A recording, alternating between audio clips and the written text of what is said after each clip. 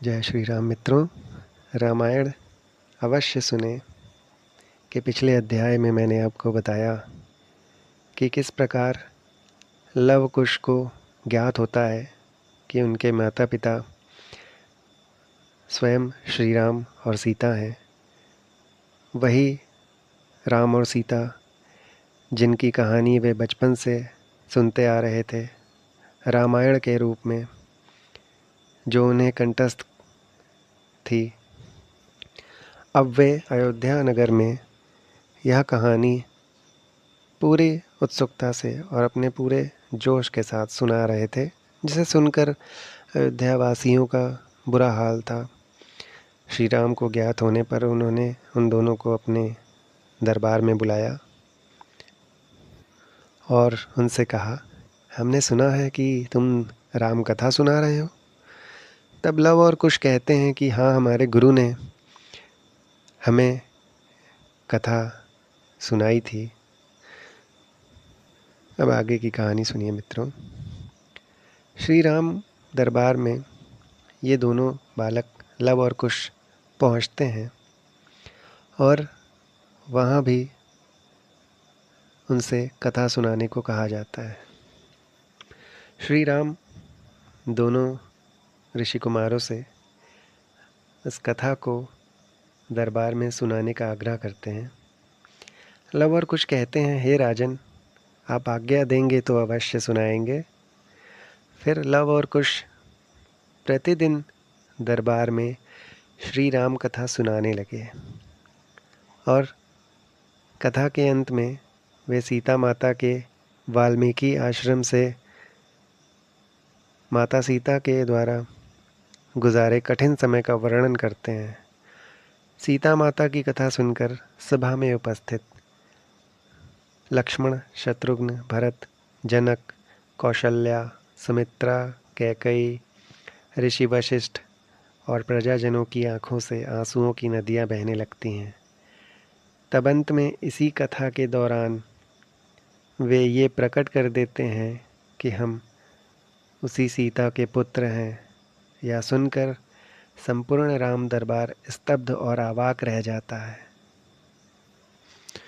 Love और कुश द्वारा संपूर्ण राम कथा सभी ने सुनी। सबका मन बहुत दुखी हुआ। श्री राम को यह पता चल गया कि वे उनके ही पुत्र हैं। सीता की व्यथा की कथा जानकर सभी अत्यधिक दुखी थे। प्रजा जिसकी वजह से ही माता सीता को बाहर राम राज्य को छोड़कर जाना पड़ा था, उस प्रजा के मन में बहुत ही दुख भर गया था यह कहानी सुनकर। प्रभु श्री राम को बहुत दुख था। वे सीता को पुनः राजमहल लाना चाहते थे। सीता के त्याग और तपस्या का वृत्तांत सुनकर भगवान राम ने अपने विशिष्ट दूत के द्वारा महर्षि वाल्मीकि के पास संदेश भिजवाया। यदि सीता का चरित्र शुद्ध है और वे आपकी अनुमति लेकर यहाँ आकर जन समुदाय में अपनी शुद्धता प्रमाणित करें और मेरा कलंक दूर करने के लिए शपथ करें, तो मैं उनका स्वागत करूँगा। यह संदेश सुनकर वाल्मीकि सीता को लेकर दरबार में उपस्थित हुए। काषाय वस्त्र धारिणी सीता की दीनहीन दशा देखकर वहाँ उपस्थित सभी लोगों का हृदय दुख से भर आया और वे शोक से विकल होकर आंसू बहाने लगे। वाल्मीकि बोले, श्री राम, मैं तुम्हें विश्वास दिलाता हूँ कि सीता पवित्र और सती हैं। लव और कुश आपके ही पुत्र हैं। मैं कभी मिथ्या भाषण नहीं करता। यदि मेरा कथन मिथ्या हो तो मेरी संपूर्ण तपस्या निष्फल हो जाए। मेरी इस साक्षी के बाद सीता स्वयं शपथ पूर्वक आपको अपनी निर्दोषता का आश्वासन देंगी। तत्पश्चात श्री राम सभी ऋषि मुनियों, देवताओं और उपस्थित जनसमूह को लक्ष्य करके बोले, हे मुनि और विज्ञजन, मुझे महर्षि वाल्मीकि जी के कथन पर पूरा विश्वास है, मगर यदि सीता स्वयं सबके सामने अपनी शुद्धता का पूर्ण विश्वास दें तो मुझे अधिक प्रसन्नता होगी। राम की बात समाप्त होते ही सीता हाथ जोड़कर नेत्र झुकाकर बोलीं कि मैंने अपने जीवन में यदि श्री रघुनाथ जी के अतिरिक्त कभी किसी और दूसरे पुरुष का चिंतन न किया हो तो मेरी पवित्रता के प्रमाण स्वरूप भगवती पृथ्वी देवी अपनी गोद में मुझे स्थान दें। सीता के इस प्रकार शपथ लेते ही पृथ्वी फटी, उसमें से एक सिंहासन निकला। उसी के साथ पृथ्वी की अधिष्ठात्री देवी भी दिव्य रूप में प्रकट हुई। उन्होंने दोनों भुजाएं बढ़ाकर स्वागत पूर्वक सीता को उठाया और प्रेम से सिंहासन पर बिठाकर अपने साथ ले जाने लगीं। देखते देखते सीता सहित सिंहासन पृथ्वी में लुप्त हो गया। सारे लोग दर्शक की तरह स्तब्ध होकर देखते ही रह गए। यह अभूतपूर्व दृश्य सबकी आंखों से ओझल हो गया। यह संपूर्ण घटना श्री राम को अत्यधिक दुखित कर दी। उनके नेत्रों से अश्रु बहने लगे। वे दुखी होकर बोले, मैं जानता हूँ माँ वसुंधरे, तुम ही सीता की सच्ची माता हो। राजा जनक ने हल जोतते हुए तुमसे ही सीता को पाया था, परंतु तुम मेरी सीता को मुझे लौटा दो या मुझे ही अपनी गोद में संभालो। श्री राम को इस प्रकार रोते हुए देख ब्रह्म आदि देवताओं ने उन्हें नाना प्रकार से सांत्वना देकर समझाया। इसके बाद अनेकों वर्षों तक राज्य करने के बाद श्री राम जी भी भाइयों और कुछ अयोध्या वासियों समेत सरयू में उतरते गए और एक एक करके सब वैकुंठ पहुंच गए। इससे पूर्व उन्होंने लव को लवपुरी नगर में राज्य दिया, जबकि कुश को अयोध्या के राज सिंहासन पर विराजित किया। यह घटना इस प्रकार है। एक दिन काल तपस्वी के वेश में राज द्वार पर आ गया। उन्होंने संदेश भिजवाया कि मैं महर्षि अतिबल का दूत हूँ और अत्यंत आवश्यक कार्य से श्री राम जी से मिलना चाहता हूँ। संदेश पाकर रामचंद्र जी ने उससे तत्काल बुला भेजा और महर्षि अतिबल का संदेश सुनाने का आग्रह किया। यह सुनकर मुनि वेशधारी काल ने कहा, यह बात अत्यंत गोपनीय है। यहाँ हम दोनों के अतिरिक्त कोई तीसरा व्यक्ति नहीं रहना चाहिए। मैं आपको इसी शर्त पर उनका संदेश दे सकता हूँ कि यदि बातचीत के समय कोई व्यक्ति आ जाए तो आप उसका वध कर देंगे। श्री राम ने काल की बात मानकर लक्ष्मण से कहा, तुम इस समय द्वारपाल को विदा कर दो और स्वयं देवड़ी पर जाकर खड़े हो जाओ। ध्यान रहे, इन मुनि के जाने तक कोई यहाँ आने ना पाए। जो भी आएगा मेरे द्वारा मारा जाएगा। जब लक्ष्मण वहाँ से चले गए तो उन्होंने काल से महर्षि का संदेश सुनाने के लिए कहा। उनकी बात सुनकर काल बोला, मैं आपकी माया द्वारा उत्पन्न हुआ आपका पुत्र काल हूँ। ब्रह्मा जी ने कहलवाया है कि आपने लोगों की रक्षा करने के लिए जो प्रतिज्ञा की थी वह पूरी हो गई है। अब आपके स्वर्ग लौटने का समय हो गया है वैसे आप अब भी यहाँ रहना चाहें तो आपकी इच्छा है। यह सुनकर श्री राम ने कहा, जब मेरा कार्य पूरा हो गया तो फिर मैं यहाँ रहकर क्या करूँगा। मैं शीघ्र ही अपने लोक को लौटूंगा। जब काल से रामचंद्र जी वार्तालाप कर रहे थे, उसी समय द्वार पर महर्षि दुर्वासा रामचंद्र से मिलने आए।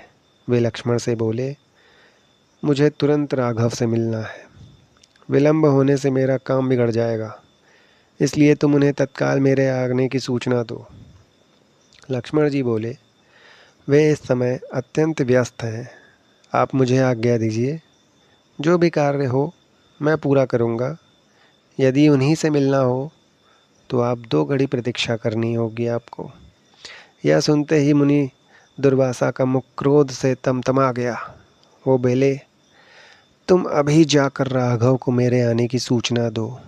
यदि तुम विलंब करोगे तो मैं श्राप देकर तुम्हारे समस्त रघुकुल और अयोध्या को इसी क्षण भस्म कर दूंगा। ऋषि के क्रोध युक्त वचन सुनकर लक्ष्मण सोचने लगे, चाहे मेरी मृत्यु हो जाए, रघुकुल का विनाश नहीं होना चाहिए।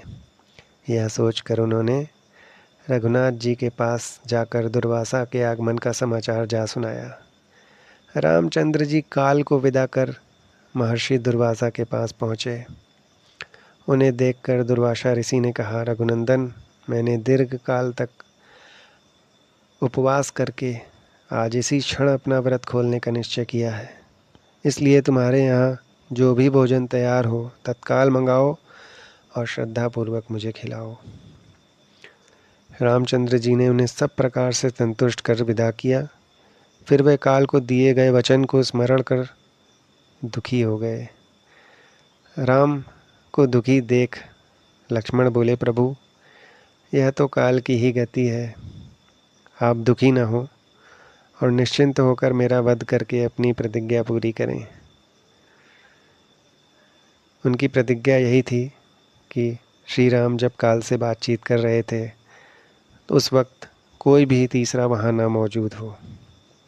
पर लक्ष्मण दुर्वासा ऋषि के आगमन की सूचना लेकर वहाँ पहुँच जाते हैं, इसलिए राम जी को उनका वध का आज्ञा देनी होती है। लक्ष्मण की बात सुनकर राम जी गुरु वशिष्ठ तथा मंत्रियों को बुलाकर उन्हें संपूर्ण वृत्तांत सुनाते हैं। यह सुनकर वशिष्ठ जी बोले, राघव, आपको शीघ्र ही यह संसार त्याग कर अपने लोक को जाना चाहिए। इसका प्रारंभ सीता के प्रस्थान से हो चुका है, इसलिए आप लक्ष्मण का परित्याग करके अपनी प्रतिज्ञा पूरी करें। प्रतिज्ञा नष्ट होने से धर्म का लोप हो जाता है। साधु पुरुषों का त्याग करना उनके वध करने के समान ही होता है। गुरु वशिष्ठ की सम्मति मानकर श्री राम ने दुखी मन से लक्ष्मण का परित्याग कर दिया। वहाँ से चलकर लक्ष्मण सरयू के तट पर आए।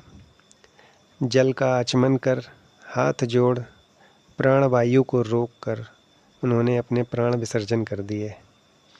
इसके बाद श्री राम जल समाधि लेने के लिए आतुर हुए और उन्होंने भरत को राज्य सौंपना चाहा, लेकिन भरत ने इनकार कर दिया।